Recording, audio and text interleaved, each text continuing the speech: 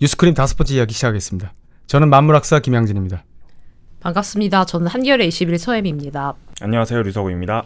오늘 유 기자가 이야기 준비하셨죠? 네, 제가 오랜만에 이야기를 준비한 것 같아요. 좀 재밌는 이야기입니까? 저희가 또 한 주 쉬고 오지 않았습니까? 예. 크고 준비 많이 한 걸 좀 들고 왔어요. 무슨 이야기죠 이번에? 기후위기 뭐 이런 얘기 많이 들어보셨죠? 우리 흔히 1.5도 1.5도 많이 쓰는데 1.5도가 정확히 어떤 의미인지 혹시 알고 계신가요? 네. 2도가 넘어가면은 그냥 망하는 거고. 예. 뭐 저는 그렇게 이해하고 있어요. 예. 1.5도까지 가면은 2도까지는 그냥 이렇게 쭉 가는 거기 때문에 1.5도 되기 전에 막아야 된다. 뭐 이런 의미. 맞습니다. 이제 정확히 말씀드리면 산업화 이전 시대의 평균 기온에 비교해서 지금 이제 지구의 평균 기온이 1.5도가 넘어가면 그러면 우리가 인간이 예상하지 못한 재앙이 닥칠 수 있다. 근데 산업화 시대라고 하면 1850년에서 1900년대 평균 기온이 한 13.5도 정도 됐거든요. 그때에 비해서 지금 한 1.1도 정도 올랐어요. 지금 지구의 평균 기온이. 그리고 23년도 1년만 치면은 1.5도가 올랐어요, 이미. 근데 이제 평균 기온을 낼 때 보통은 10년에서 뭐 30년 정도를 내기 때문에 아직까지는 뭐 달성되려면 좀 한 5년 정도 남았다고 하는데 1.5도가 넘어가면 정말 우리가 상상하지 못한 재앙이 닥친다. 네. 어떤 재앙이 닥치는 겁니까? 그건 이제 인간의 예측으로는 뭐 설명 불가능한. 근데 예를 들어서 지금 우리가 여름만 돼도 체감하고 있지 않습니까? 예를 들면 폭염, 폭우 이런 것들이 역대 최대 뭐 폭염, 역대 최대 폭우 이게 매년 경신하고 있잖아요. 그러니까 그런 것들이 지금 계속 됐을 때 1.5도가 넘으면 이 뭐 온도가 막 50도를 넘어가 이런 수준이 아니라 우리가 예측할 수 없는 어떤 것들이 다가올 수 있다는 해수면 거죠. 상승 같은 것도 있을 거고. 그렇죠. 해수면도 있고.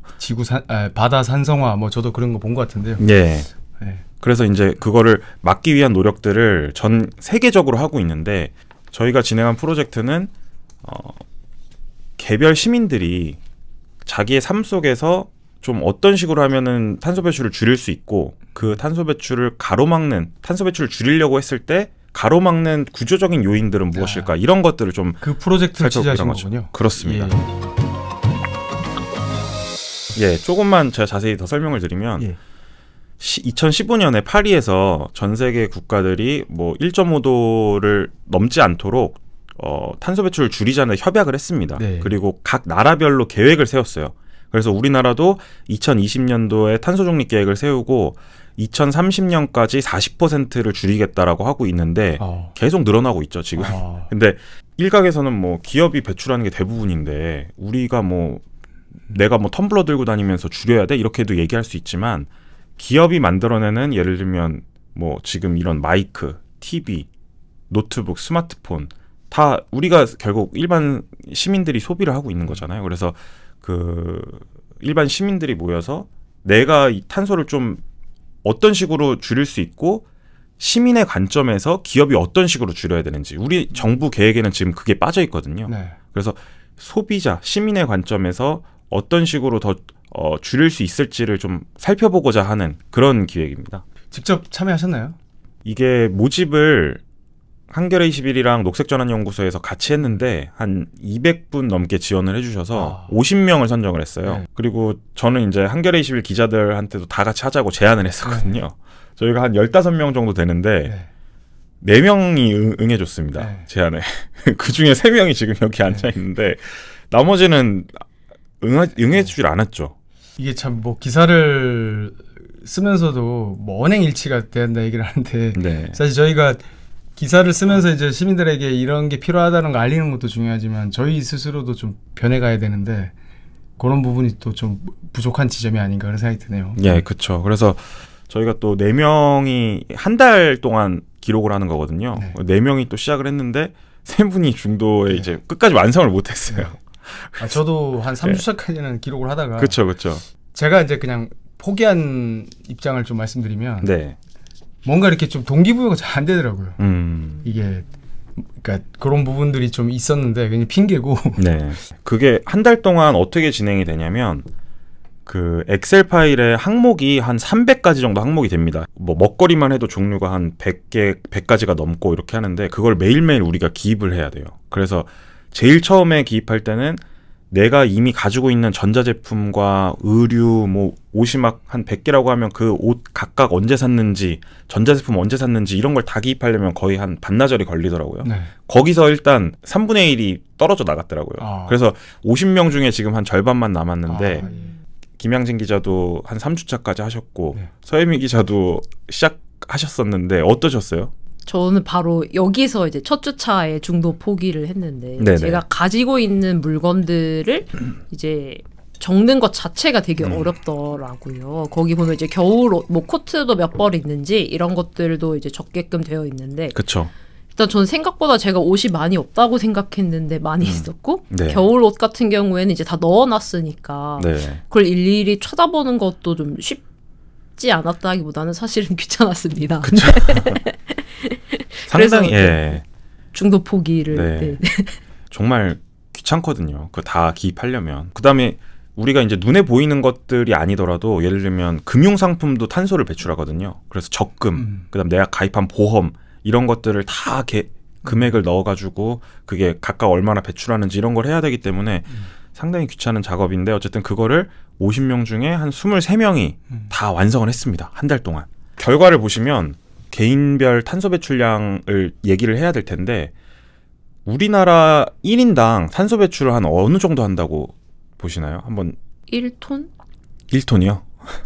100톤? 우리나라는 2022년 기준으로 한 14톤 정도 1인당. 근데 이게 서구권에 비교해도 좀 많은 편이에요. 예를 들면 미국이랑 캐나다는 한 15톤에서 16톤, 프랑스랑 영국은 10톤 미만이거든요. 한 8톤 정도. 어디서 그렇게 많이 생기는 겁니까 우리나라? 그러니까 그거를 알아보기 위해서 우리가 이걸 한 거죠. 왜냐하면 그 지금 제가 말씀드린 숫자는 각 국에서 배출되는 전 탄소 배출량을 인구수로 나눈 그냥 산수만 한 값이에요. 네. 그리고 개개인의 시민들이 어디서 얼마나 많은 걸 배출하고 있는지는 조사가 된 게 전혀 없습니다. 그래서 해외에서도 이런 부분의 한계 때문에 이거 한 달 살기 프로젝트나 뭐 1년 동안 프로젝트를 진행해서 어떤 부분이 많은지를 알아본 거고 이번에 우리나라에서도 이게 처음으로 진행된 거거든요. 그래서 저희가 봤을 때는 이 결과를 보면 이 23명의 감축 전 평균은 한 8.4톤. 그러니까 우리나라 평균보다 훨씬 적었죠. 왜냐하면 이 프로젝트를 참여한 사람들 자체가 기후에 관심이 많은 분들이기 때문에 애초부터 1.5도 라이프 스타일대로 살아가시는 분들이 많았어요. 그래서 8.4톤이었는데 그게 감축을 시작하고 나서 6.9톤까지 줄어들었거든요. 근데 저희 목표는 실패했습니다. 저희 목표는 5.9톤이었거든요. 왜 5.9톤이냐면 그게 한국의 그 탄소 중립 계획에 보면 40%를 줄이기로 했잖아요. 우리나라가.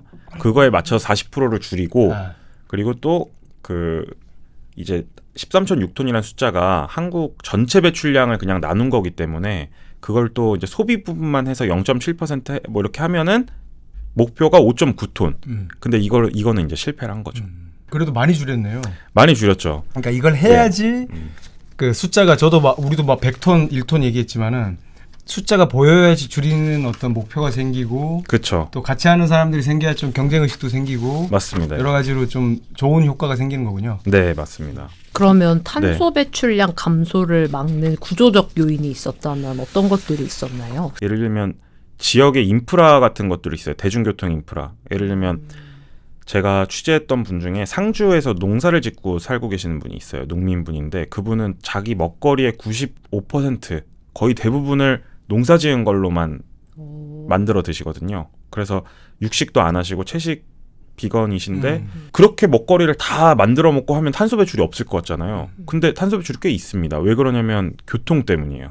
왜냐면 제가 그분이 사시는 곳을 직접 찾아갔거든요. 서울에서 상주까지 자차를 이용하면 3시간이 조금 안 걸리는데 대중교통을 이용해서 갔을 때 한 6시간 반 정도가 걸렸어요. 근데 왜 그러냐면 서울 고속터미널에서 상주터미널까지 가는 버스는 자주 있어도 거기서부터 그 각 마을로 들어가는 버스가 하루에 2-3대밖에 없어요. 그럼 예를 들면 내가 일이 있어서 시내를 나간다거나 아니면 병원을 가야 될 때 그걸 기다릴 수가 없는 거죠. 시간을 맞추려면. 차를 이용할 수밖에 없는 거예요. 그리고 그 근처에 종합병원이 없기 때문에 서울로 계속 왕복해서 진료를 받으러 가야 돼요. 그럼 그때마다 교통에서 많은 탄소가 배출되거든요. 그러니까 이런 것들이 그 농민 개인의 탄소 배출을 막는 구조적인 원인이었던 거죠. 발전소 하청업체들은 그 회사별로 다르긴 하지만 버스 지원을 안 해주는 회사들도 있어요. 그래서 어쩔 수 없이 이제 자차를 운영해야 되는 상황이고, 그 발전소는 위치 특성상 그 바닷물을 이용해야 되는 특성상 다 외진 곳에 있거든요. 수도권의 석탄화력 발전소는 특히 바다와 가까운 이런 시골 위주의 지역인데, 제가 만났던 분 중에 태안 화력발전소 비정규직 노동자 김영훈 씨라고 있습니다. 이분이 태안 화력발전소에서 이제 설비, 전기 설비 뭐 이런 관련 일을 하는데, 그 이제 회사 기숙사를 못 써서 그 시내에서 따로 집을 구해서 지내거든요. 근데 회사랑 거리가 한 10km에서 20km 정도 됩니다. 근데 회사에서 출퇴근 버스를 운영을 하는데 하청업체 직원들을 안 태워준다는 거예요. 정규직만 탈 수 있다는 겁니다. 그것만 사실 버스만 타고 다닐 수 있어도 탄소 배출 훨씬 줄어드는데, 그거를 하청업체라는 이유로 회사에서 태워주지 않으니까 자차를 이용해서 출퇴근을 하는 거예요. 그러니까 탄소 배출을 훨씬 많이 하게 될 수밖에 없고, 또 이번 프로젝트를 하면서 그걸 건의를 해봤지만 뭐 비정규직이라 하청업체라 뭐 태울 수 없다 이런 얘기만 또 들었다고 합니다. 이게 사실 이런 거는 뭐 정부가 나서지 않더라도 충분히 바뀔 수 있는 건데 개인의 노력으로는 어쩔 수 없고, 그렇다고 뭐 또 정부가 나설 것까지는 아닌 이런 것들도 되게 많다는 말씀을 좀 드립니다. 그리고 또 하나는 먹거리 같은 경우도 사실 그 육류에서 상당히 많은 탄소가 배출이 됩니다. 예를 들면 그냥 채식 위주로 한 끼를 먹는다고 하면은 한 1kg가 안 돼요, 그 탄소 배출하는 게. 네. 근데 설렁탕 한 그릇 먹으면 한 10kg 정도 되거든요, 탄소 배출이. 저희가 만나본 분 중에 이범 씨라고 경남 산청에서 고등학교를 다니고 있는 분이 있어요. 근데 이분은 기숙사 생활을 하기 때문에 애초에 탄소 배출 많이 안 합니다. 근데 탄소 배출을 그나마 많이 하게 되는 게 먹거리예요. 그러니까 사실 고등학생 같은 경우는 급식이 있으니까 급식 때문에 어쩔 수 없는 부분이 있습니다. 근데 이범 씨가 다니는 학교 같은 경우는 대안학교라서 급식을 3가지 형태로 선택할 수 있게 해준다고 해요. 예를 들면 그냥 비채식, 그다음 페스코, 그다음에 비건 뭐 이렇게 해서 할 수 있는데, 워낙 저희 한겨레 21에서도 이 그 급식실 문제를 최근에 다루지 않았습니까? 거기서도 똑같은 문제가 있어서 계속 그 이제 인력이나 이런 한계 때문에 고등학교 1학년은 채식 선택권이 없다고 합니다. 그래서 이범 씨는 1학년인 상태에서 채식을 하고 싶어도 지금 못하는 상황이거든요. 그래서 연구소에서 만약에 이범 씨가 이 채식을 할 수 있었다고 가정을 했을 때를 해서 또 만들어 봤는데, 그러면은 5.9톤을 달성을 하더라고요, 이범 씨가. 근데 지금 상태로는 채식을 하고 싶은데도 하지 못해서 5.9톤을 달성하지 못한 그런 사례였습니다. 그 우리나라에서 좀 더 많은 영역이 그러면 교통하고 먹을거리인가요? 가장 많이 배출하는 거는 소비. 소비가 거의 한 30% 정도 차지하고, 그 다음에 먹거리거든요. 교통은 한 10%에서 20% 사이예요. 그럼 소비가 뭐냐? 뭐 스마트폰, 뭐 그리고 예를 들면 뭐 에어컨도 소비고요. 뭐 내가 뭐 의류를 산다거나 뭐 이런 것들이 모든 게 다 소비인데, 예를 들면 스마트폰 같은 경우는 내가 뭐 이렇게 쓰면 얼마 이거 자체가 별로 안 쓰면 되지 않냐 이렇게 생각할 수 있거든요. 근데 이게 예를 들면 만들어지는 게 그 스마트폰이 만들어지는 과정에서 이미 76%의 탄소가 발생해요. 그리고 그게 나한테까지 배송 오는 과정에서 한 20% 발생하고, 그러니까 이거를 내가 사놓고 하나도 안 쓰더라도 이미 95%의 탄소 배출이 발생을 한 거죠. 그런 소비재에서 발생하는 탄소가 되게 많습니다. 그래서 예를 들면 뭐 흔히 그냥 책 같은 거라고 치면 이 책이 250g 기준으로 이 한 권을 만드는데 1kg의 탄소가 발생을 하는 거예요. 네. 나무를 베고, 나무 베는데도 또 그렇죠. 활동을 할 거 아닙니까? 네. 그 베서 만들어지는 공정, 네. 그 다음에 거기서 배송되는 과정, 네. 여기서 이미 탄소가 많이 배출된다는 거죠. 네. 그래서 뭐 우리가 되게 인식으로는 뭐 비닐봉지가 되게 환경에 오염이 많이 되고 이런다고 하지만, 오히려 비닐봉투보다도 탄소 배출 많이 하는 건 종이봉투가 더 많이 한다. 이런 것도 저도 잘 몰랐었던 것들이거든요. 예.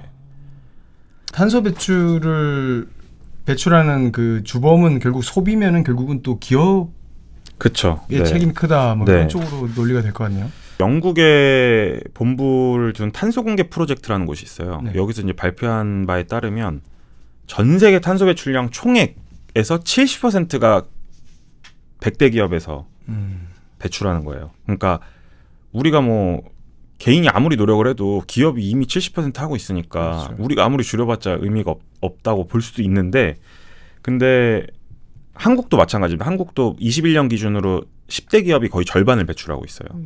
근데 생각해보면 그 기업들에서 만드는 걸 우리가 또 쓰고 있잖아요. 자동차, 뭐 스마트폰, 저기 뭐 카메라, 노트북 이런 것들을 우리가 쓰고 있는데, 이거를 만약에 소비자가 그걸 좀 탄소 배출을 적게 하는 제품을 선택할 수 있도록 하면 기업도 바뀔 거거든요. 근데 지금 문제는 뭐냐면, 뭐 핸드폰 사라고 할 때 탄소 배출 얼마 하는지 보신 적 있어요? 그러니까요. 그런 게 전혀 표시가 안 되고 있어요. 그래서 이제 그런 좀 배출량을 표시하도록 하는 것도 구조적으로 좀 필요하다, 이런 이야기도 나오고 있습니다. 아무리 이렇게 탄소 배출을 줄인다고 하더라도 뭐 세계의 공장이라고 하는 뭐 베트남, 중국, 인도 이런 데에서 탄소 배출을 계속 늘리면 그러면 이건 좀 말짱 도루묵 아닌가 싶기도 한데요. 중국이 지금 전 세계 탄소 배출량의 3분의 1 정도 되거든요. 30%.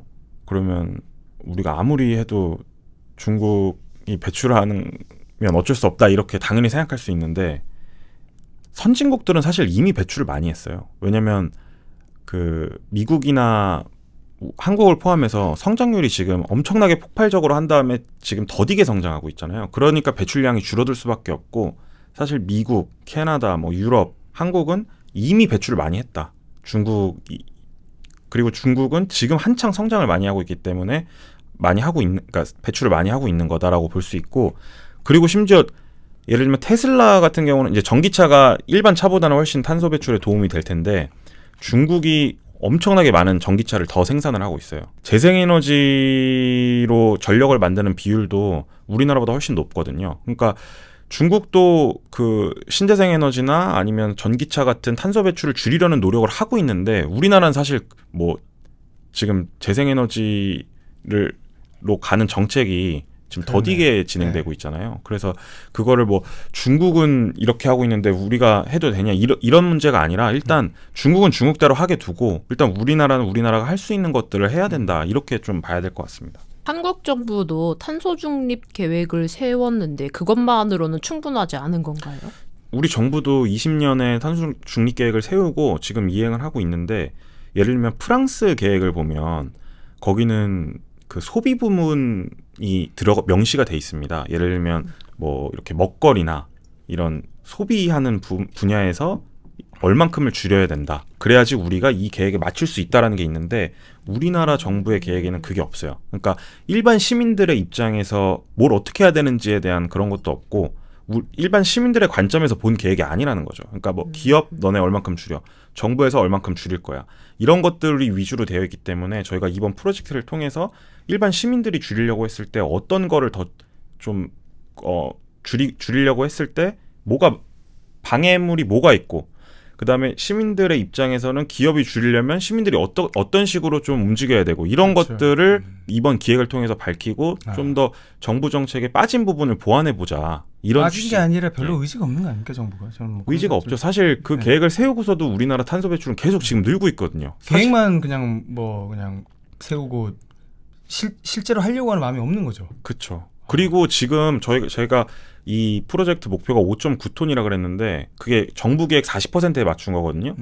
그 40%도 너무 턱없이 부족하다는 게 지금 현재 소송이 진행 중입니다. 그 아시겠지만 뭐 청소년들부터 해가지고 이게 훨씬 더 감축을 많이 해야 된다라는 걸로 헌재에서 지금 소송이 이뤄지고 있고, 이게 아마 올해 결론이 날 텐데, 그거에 따라서 정부가 더 계획을 줄여야 될 수도 있어요. 그러면 5.9톤보다 더 줄여야 되거든요. 그러니까 지금 기후에 관심 있는 사람들로만 이뤄졌어도 5.9톤에 실패했는데 이걸 만약에 더 줄인다고 하면 사실 가능할 수 있을지 좀 암담한 상황이긴 합니다. 그러니까 정책적인 게 필요할 것 같아요. 이제 뭐 어떤 걸 줄이면은 뭐 인센티브도 있고, 그쵸. 같이 할 수 있는 뭐 어떤 그런 공간도 제공을 하고, 어떤 거를 줄이면 어떻게 한다고 하는 좀 방향도 제시를 하고, 이런 게 없는데 알아서 줄여라, 기업들은 뭐 우리 목표가 이거다, 이걸로만 한다는 게 좀 답답한 상황 같습니다. 저도 사실은 이번에 1.5도 기획 관련해서 취재 하나 했잖아요. 에너지 자립 마을에 다녀오셨죠? 에너지 자립 마을, 금천구 에너지 자립 마을 갔는데, 그런 생각 제가 물어봤어요. 이게 잘 된 이유가 뭔 거 같냐고. 그러니까 거기는 이제 마을에 이제 그 1.5도가 될 때까지 얼마가 남았고 이런 그 전광판이 있고 마을 내에 그 샴푸 같은 거 이제 덜어 쓰는 제로 웨이스트 샵이 있어요. 샴푸 뭐 세제. 네. 그리고 빗물을 받아가지고 같이 쓰고 또 퇴비를 만들어요. 음식물 쓰레기로는. 그래서 옥상 텃밭에다가 그렇게 또 주기도 하고 뭐 그런 노력들을 하는 건데 이게 비결이 뭐냐? 우리가 이제 우리 혼자서도 사실은 그 탄소 그 기입하는 것도 어려워하는데 이렇게 탄소를 많이 줄일 수 있고 전기를 막 생산하고 태양열 발전을 많이 하거든요 마을에. 비결이 뭐냐니까 공동체라고 하시더라고요. 그러니까 아주 오래전부터 같이 오래된 마을이고 서울이지만 주민들이 이제 서로 친하니까 그날도 갔더니까 어떤 분이 이제 집에 있는 마늘을 이렇게 갖고 오니까 그 마을에 그 다목적 뭐 이용 시설 같은 게 있거든요. 공동 이용 시설 같은 게 있는데 마늘을 이렇게 한 바구니 가져오시니까 같이 할머니들이 같이 앉아서 이제 까는 거예요. 같이 도와주고 네네. 집안일 있으면 갖고 와서 같이 나누고 그러면서 거기서 무슨 얘기를 하냐 에너지 자립을 얘기하는 거예요. 그러니까 이게 이제 우리가 어떤 공동체라고 하는 게 얼마나 중요한지 뭐 새삼 깨달았고 왜냐하면 뭐 공동체가 기본적으로 있어야 서로 으쌰으쌰도 하고 줄이려는 노력도 같이 하게 되는 게 아닌가. 결국은 이제 도시가 되면서 맞습니다. 파편화되고 이러면서 많이 우리가 할 수 있는 목표를 정하기도 어렵고 실천도 어려워진 게 아닌가. 그러니까 우리나라도 이제 사실은 좀 줄이려고 한다면 네. 결과적으로 어떤 걸 모델로 할지 그런 고민도 같이 좀 됐으면 좋겠다는 생각이 들더라고요. 예. 개인들이 모여가지고 실천 노력을 하지만 이 개인의 노력으로만 개인에게 죄책감을 지우려는 방식으로 가면 안 된다. 그러니까 사실 이 개인의 노력을 통해서 어떤 구조적인 게 필요한지 또 공동체적인 노력은 어떤 게 필요한지 이런 걸 알아보려고 했던 거거든요. 그래서 이제 이런 것들을 기사로 담고 김양진 기자도 그 공동체를 취재했는데 그럼에도 불구하고 개인의 노력은 또 필요한 것 같아요. 그럼요. 예. 네, 그래서 저도 이번에 한 달 죄책감도 필요합니다. 죄책감은 좀 아니요, 죄책감은 덜 느끼시는 것 같아요. 죄책감은 아닌데 네. 예를 들면 뭐 그러니까 우리의 개인의 노력을 어떻게 좀 이어가실 생각이세요? 언제부턴가 우리가 먹는 것, 네, 공동체 이런 것들과 다 단절이 되다 보니까 결국은 이렇게 생겼는데 도시에서 우리가 도시라는 걸 또 포기할 수 없는 거 아닙니까? 이 자유로운 공간을. 그 도시에서 우리가 어떤 공동체, 과거의 어떤 먹는 것과 사람이 이어지는 그 생산과 사람이 이어지 소비가 이어지는 그런 삶을 도시에서 어떻게 구현할 수 있을까 좀 고민을 많이 해야 될 것 같습니다. 네.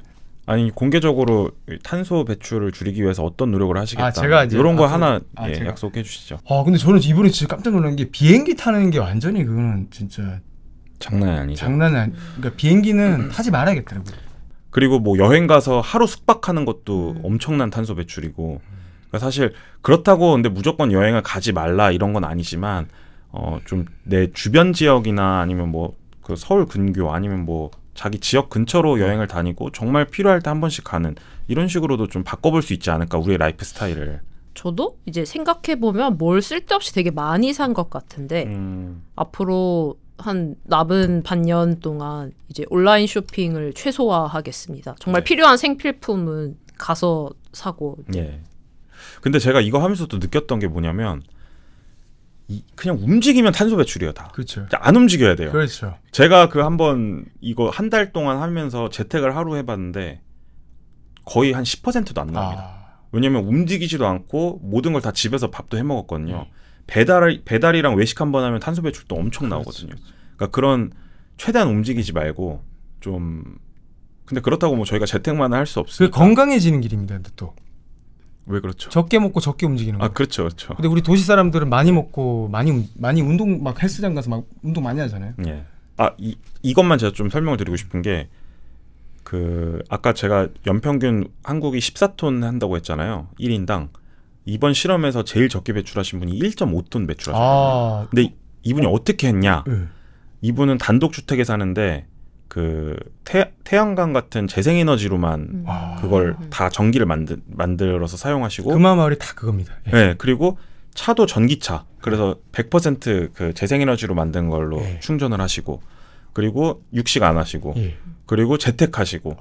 은퇴하신 분이신가요? 아니 은퇴하신 분이 아니세요. 그러니까 한참 사회활동 하시는 분인데도. 그렇죠. 대단하시네요. 진짜. 그러니까 이런 조건들이 갖춰지면 이렇게 할 수 있는데 물론 모든 사람들이 갑자기 뭐 우리가 직업을 바꿀 수는 없잖아요. 근데 이렇게 충분히 저감할 수 있는 조건들을 사회에서 구조적으로 만들어주면 이 정도까지는 아니더라도 훨씬 줄이는 데 도움이 될 수 있다. 이런 말씀을 드립니다. 탄소 중립을 하기 위해서 개인들이 노력을 하는데도 탄소 배출의 양들이 개개인마다 다 다를 거거든요. 실제로 더 많은 소비를 하시는 분들은 온실가스 배출량이 더 많을 거고 더 소비를 적게 하는 사람들은 온실가스 배출이 적을 겁니다. 이 온실가스 배출량이 다르다는 건 한편으로 사회적 관계 안에서 우리 사회의 개개인들이 처해져 있는 불평등에 대한 것과 관련이 되어 있어요. 그렇기 때문에 온실가스를 많이 배출하는 사람은 줄이게끔 해주는 것들이 필요하고 온실가스를 너무 많이 배출하지 않는 사람들은 사실 어떤 부분에서 삶의 기초가 무너져 있을 수도 있습니다. 그렇기 때문에 이 사람들의 삶의 질을 높이기 위해서는 어떻게 해야 되느냐를 같이 고민하는 것이 1.5도씨 라이프 스타일로 이야기될 수 있고 저는 이 1.5도씨 라이프 스타일 한 달 살기를 통해서 개개인의 삶 속에서 온실가스를 어느 부분에서 얼마큼 배출돼서 이것들을 줄이기 위해서 사회가 함께 공동체가 함께 어떤 노력을 해야 하는가를 같이 고민하면서도 동시에 이 온실가스 배출량의 차이가 보여주는 지역과 개인 그리고 삶의 라이프 스타일에 따른 차이들이 어디에서 기인하는가를 함께 보려고 했습니다. 지역에 사는 사람들, 서울에 사는 사람들은 대중교통을 이용하면서 배출하는 온실가스의 양이 다를 것이고 또 너무나 가난한 사람들이라던가 주거 공간이 안정적으로 확보되지 않은 사람들이 배출하는 방식과 지나치게 넓은 공간에서 많은 소비를 하는 사람이 배출하는 온실가스의 양은 다를 것이라는 부분에서 이런 것들을 1.5도씨 라이프 스타일로 같이 돌아보고 삶의 충분성과 효율성을 같이 확보할 수 있는 방법들이 무엇일지에 대해서 고민하는 계기로서 이 프로그램을 기획했습니다. 뭐 기사를 통해서 우리가 좀 더 자세한 내용 알았으면 좋겠고요. 좀 어떻게 하면은 줄일 수 있을까 그런 좀 방법이 생기게 하는 그런 기사 쓰신 거죠? 네, 그렇습니다. 좋습니다. 저희가 오늘 준비한 이야기는 여기까지입니다. 앞으로도 저희 뉴스크림은 가장 가까운 현장에서 가장 생생한 이야기를 전해드리도록 더 노력하겠습니다. 감사합니다. 뉴스크림! 고맙습니다.